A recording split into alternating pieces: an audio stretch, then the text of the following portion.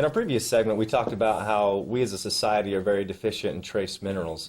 And in this segment, we're going to talk about how to fill that deficiency. And Dr. Starkey, we have a really fun demonstration. What's going on here? Sure. You know, what we're best known for in the industry, Scott, literally is our light demonstration. That's what they know trace minerals by, because once you see the light, that's all they want to talk about is the light bulb. Right. Now, what I'd like to do is kind of explain the light demonstration.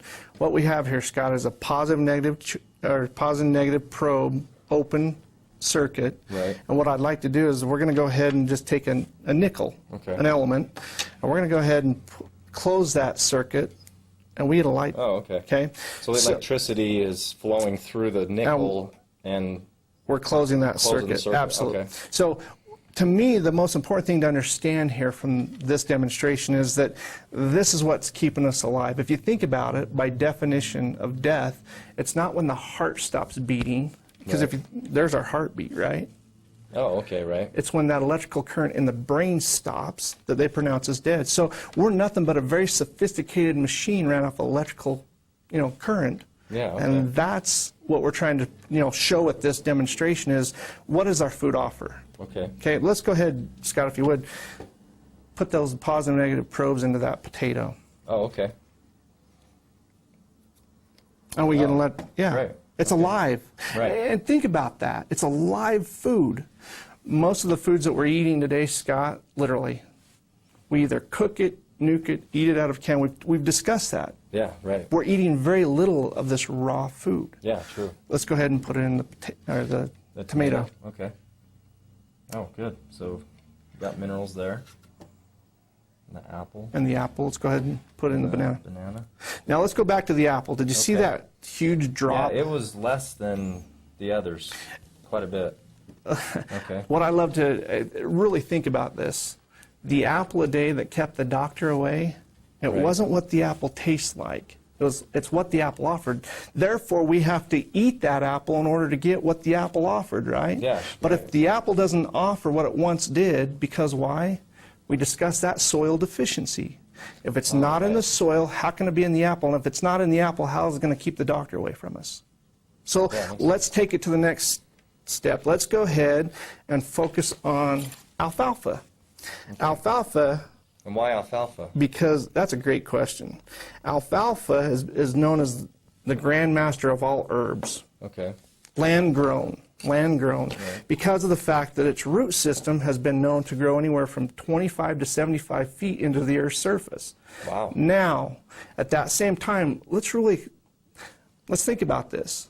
If the farmers are utilizing the top 2 feet of the American soil, and we have a plant that reaches 25 to 75 feet, it's utilizing those minerals at that lower, that much deeper level, and therefore that plant that's providing that mineral for us, because why? It's prepared it for us. Yeah, okay. So let's go ahead and see if we get I'm going to go ahead and this is distilled water. Okay. I'm going to go ahead and let's go ahead and stir this up, Scott. Okay. And what do we get? Oh, same response. Same response as our fruits and vegetables, right? So it's plant, it's like a plant or an herb or whatever, right? Same type of thing. And in this case, when you think about it, that's how Mother Nature intended to feed our bodies those trace minerals. It's through our food. Right. Okay. So but because of soil deficiency, we're not getting as much of the minerals, correct? And therefore, I believe it's like playing Russian roulette with our health. When we eat those foods, we're basically putting our health on the line because we have no idea where those foods are coming from where they're being grown. Yeah, okay? Right. So let's take it to the next step. Let's really focus in on trace mineral supplements. Okay. Because that's what we're discussing here is how do we fulfill that deficiency. The first thing I want to this product is known as a colloidal mineral. Okay? A colloid, by definition, is a large aggregate clump of mineral in suspension. Now, where do they get it? I mean, that's an important piece of that information because, again, we're thinking about the soil here, right? Right. Well, so they mine it. Right. They grind it. Okay. They leach it, and then they have to suspend it. So there's minerals in there, and it's like floating or something? Is Absolutely. That's the suspension. So in other words, when we put, if you would for me, Let's go ahead and put in 5 drops. Okay. 5 drops of 5 the drops. colloidal minerals. 2, 3, 4, 5. Okay. And what type of response we get? Nothing. Now let's think about that. We spend our hard-earned money on a product that we believe we're getting benefit Getting because the trace minerals, minerals from, and it's right? not that the minerals aren't there, that it's literally the body has to go through a digestive process in order to break down those minerals, and therefore we have to depend on our digestive system to do that for us. Now, if you think about our society today, with the type of digestive disorders that we have, that's going to be very difficult. Well, like IBS or irritable bowel, right? Something like that. All form, and of course, constipation. Yeah. Okay. So the minerals that are in the colloidal, or the colloidal minerals, aren't the same as what is in like a fruit or vegetable, obviously, right? Because we're not getting a response here. Well, and again, they didn't, in this case, that plant Right. or that tree or didn't prepare that for it. Yeah. Because it was basically taken from a clay deposit. Okay. Now let's go ahead and think. Let's take the trace minerals. Okay. So this is The concentrated right? trace mineral drops.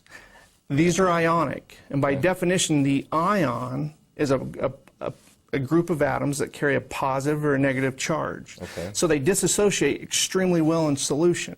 Why is that important? Because So that dissolve or whatever. Is we that what you just mean? talked about suspension here.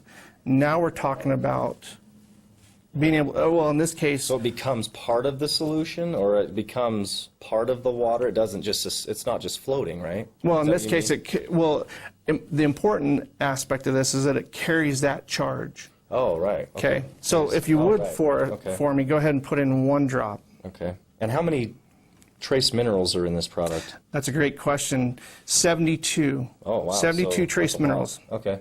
So 1 drop. 1 drop. Oh, wow. Okay. Now, going back to we saw how each fruit or vegetable So fluctuates. it's the same. Like with the tomato, it's the same. We're getting the same type of minerals, right? So the minerals that are prepared by the plants or whatever, or the tree, it's the same type of mineral. Right. Our bodies didn't. So in other words, let's really build on that. To me, this is just like eating a raw diet, but we have consistency over it. Yeah, now, you're right. probably also thinking, well, why don't I just go ahead and take an alfalfa tablet? Well, in this case, again, the concentration, this is 78 times the concentration of ocean water. So in other words, it takes very little to give us what would have to be taken. So in other words, you would have to consume a truckload of alfalfa. Well, I was going to say, the ionic minerals, I mean, that's so much brighter. Than even like the apple, for example. Right. It's So in not other hardly words, there. let's go back to that concept then. The apple a day that kept the doctor away, that's our solution. Yeah, It's so- putting that foundation back in at our consistency. So in other words, we don't have to ask the question, where's it coming from? Yeah, right. Okay. Well, thanks, Dr. Starkey. Thanks, Scott.